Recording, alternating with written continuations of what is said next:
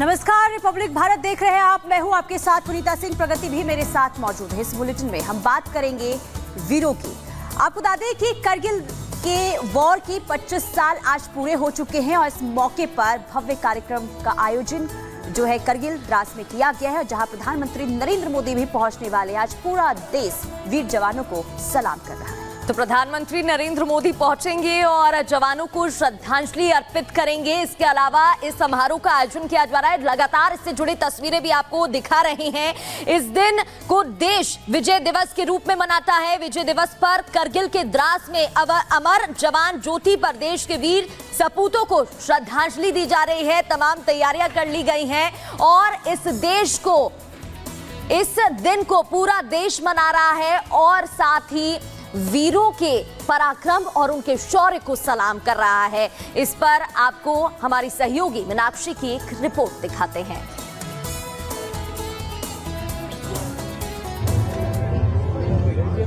छब्बीस जुलाई 2024 ये वो तारीख है जिससे ठीक 25 साल पहले ये घोषित किया गया था कि भारत की जीत हो गई है कारगिल युद्ध में।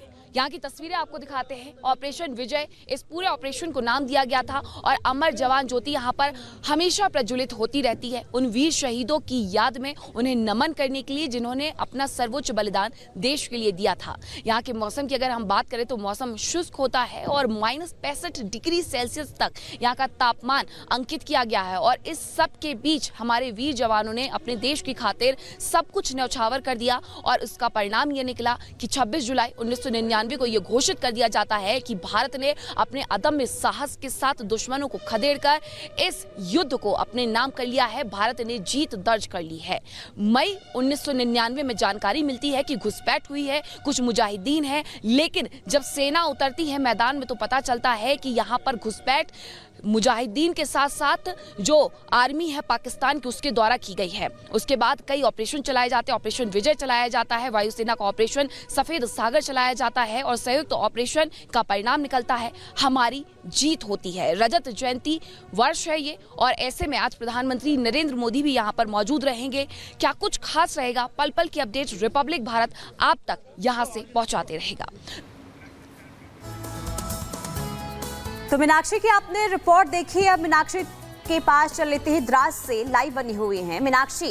द्रास में भव्य कार्यक्रम का आयोजन और इस मौके पर देखिए जो शूरवीरों हैं उन्हें सलाम किया जाएगा, श्रद्धांजलि दी जाएगी। प्रधानमंत्री नरेंद्र मोदी पहुंचेंगे। अभी क्या अपडेट है आपके पास कार्यक्रम को लेकर? बिल्कुल देखिए, क्योंकि ये बता दिया गया था पहले से प्रधानमंत्री नरेंद्र मोदी का कार्यक्रम है, मिनट टू मिनट कार्यक्रम शेयर नहीं किया जाएगा और वो भी सुरक्षा व्यवस्था की वजह से। लेकिन आपको यहाँ की तस्वीरें दिखा देते हैं जो कि बेहद खास है। किस तरीके से यहाँ पर जो साज सज्जा है वो की गई है, क्योंकि आज पूरा देश न केवल वीर शहीदों को याद कर रहा है बल्कि नमन भी कर रहा है। और इसी के साथ हम आपको दिखा रहे हैं कि किस तरीके से जो इसके पीछे जो पहाड़ियां हैं वहीं से इस युद्ध की शुरुआत होती है। ताशी नामग्याल वो व्यक्ति जिन्होंने इसके बारे में सबसे पहले सूचना दी थी, हमने उनसे भी बातचीत की। उन्होंने बताया कि वो अपनी एक याक को ढूंढने के लिए गए हुए थे और उस याक को ढूंढने के दौरान उन्हें कुछ निशान मिलते हैं जो कि इंसानों के होते हैं और इसके बारे में जब वो जानकारी 3 पंजाब रेजिमेंट को देते हैं तो उसके बाद 8 मई से ये युद्ध की शुरुआत हो जाती है। कुछ लोग हैं, हम उनसे बातचीत करने की भी यहाँ पर कोशिश करेंगे। 25 साल हो गए हैं, आप हमसे बात करेंगे प्लीज। 25 साल हो गए हैं इस युद्ध को, आप करेंगे बात? ओके, ठीक है।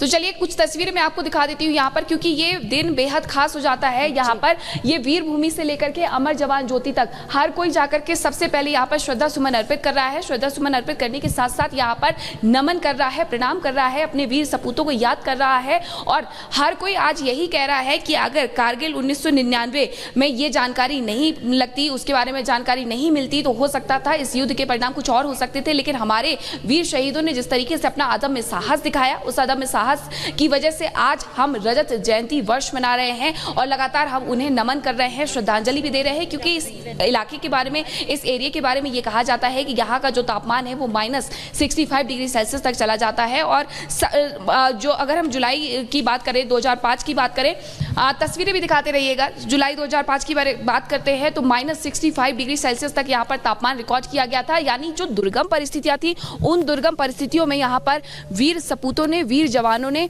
अपने देश के खातिर इस लड़ाई को लड़ा और इसमें अपना सर्वोच्च बलिदान देते हुए इसे हमारे हिस्से में किया, यानी जीत दर्ज की। 26 जुलाई 1999 को यह घोषित कर दिया जाता है कि भारत ने कारगिल युद्ध जीत लिया है, क्योंकि लाहौर में फरवरी 1999 में जिस तरीके से लाहौर दस्तावेज पर हस्ताक्षर हुए थे, उसके बाद माना यह जा रहा था कि आखिरकार इतने बड़े युद्ध की प्लानिंग हो कैसे सकती है। बिल्कुल, और आज एक आयोजन भी यहाँ पर किया जा रहा है। मीनाक्षी बने रहिएगा, लौटेंगे आपके पास। इस बीच खास मेहमान हमारे साथ जुड़ गए हैं। आपको बता देते हैं संजय सोई जी, मेजर संजय सोई जो कि रक्षा विशेषज्ञ हैं, वो हमारे साथ जुड़ गए हैं। इसके अलावा यूके देवनाथ जी, विंग कमांडर रक्षा विशेषज्ञ हैं, इनसे भी बातचीत करेंगे। और कर्नल शैलेंद्र सिंह भी हमारे साथ जुड़ गए हैं। सबसे पहले शैलेंद्र जी, आपका मैं रुख करना चाहूंगी।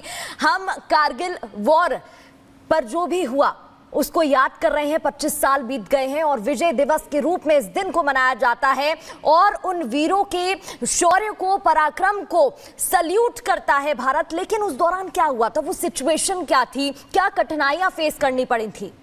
जय हिंद। कारगिल दिवस आप सभी को मुबारक हो।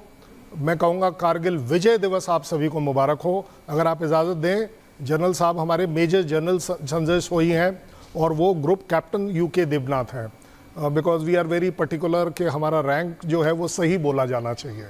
Thank you very much.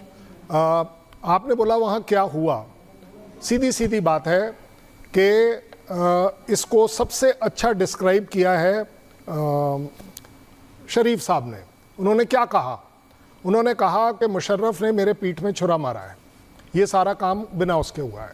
उन्होंने उस समझौते का पालन नहीं किया है जो हमारे देश और उनके बीच में था।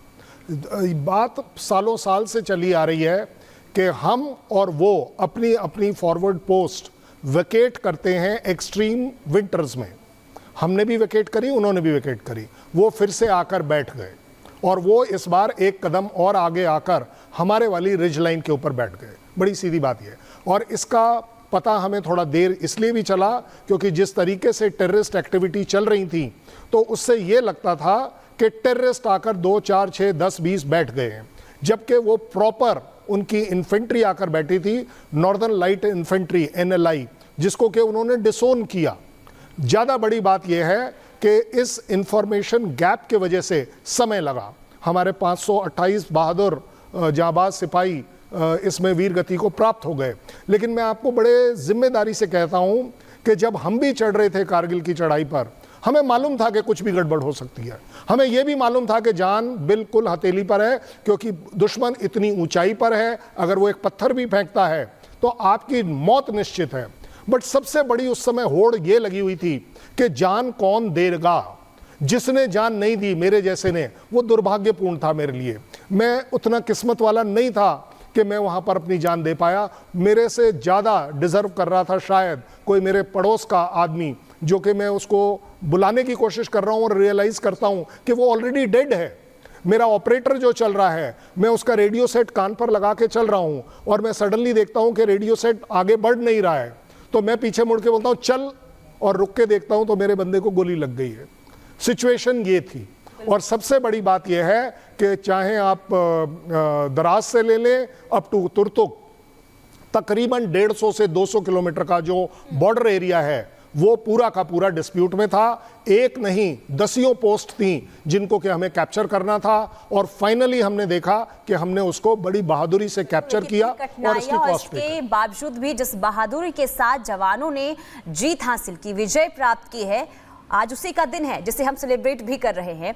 संजय सोई जी भी हमारे साथ बने हुए हैं। संजय जी, देखिए 25 साल पहले की अगर हम बात करें, क्योंकि देखिए जो हम पढ़ते हैं, जो हम सुनते हैं, वो लगातार हम बता रहे हैं, लेकिन आपके पास आखिर क्या वो किस्से हैं? अगर हम कारगिल वॉर की बात करें, जो शायद दर्शकों को ना पता हो, हमें ना पता हो, आने वाली पीढ़ी जो हमेशा इस दिन को याद करे, क्या वो किस्से हैं, क्या वो कठिनाइयां रही होगी उस दौरान जवानों के लिए, जिसके बाद इतनी बड़ी जीत हासिल हमने की है?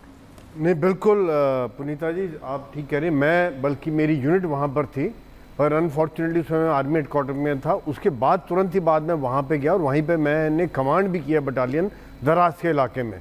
तो मैं इस इलाके में ये कह सकता हूँ, पहली बात तो जंग है। इनफैक्ट जब, जैसे कर्नल शैलेंद्र बता रहे थे, पाकिस्तान ने जब वो हाइट्स पकड़ ली कि दराज से लेके तुर्तुक तक और बटाले, कारगिल, तो उनको लगा कि जो उन्होंने एक लाइन सड़क जा रही है श्रीनगर से लेकर लेह तक की, उस रोड को डोमिनेट कर रहे थे, उन्होंने कहा ये अभी हमने लेह को अलग कर देंगे और भारत इन हाइट्स को, क्योंकि इतनी मुश्किल हाइट्स हैं वो, उनको दोबारा नहीं ले पाएंगे। ये बड़ा इम्पॉसिबल सा टास्क था।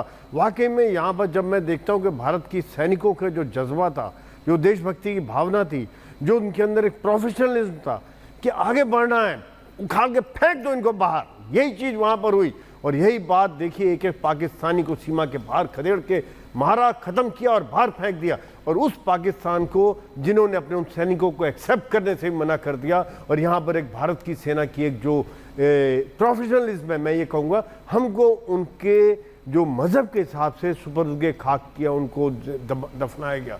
ये सब बातें देखते हुए जब मैं वहाँ पे था, जो हमारे कुछ शहीद हैं, जो वहाँ पर लड़ाई में मारे गए, जान दी, उनके बच्चे मैं देख रहा हूँ। अभी एक हमारे साथ था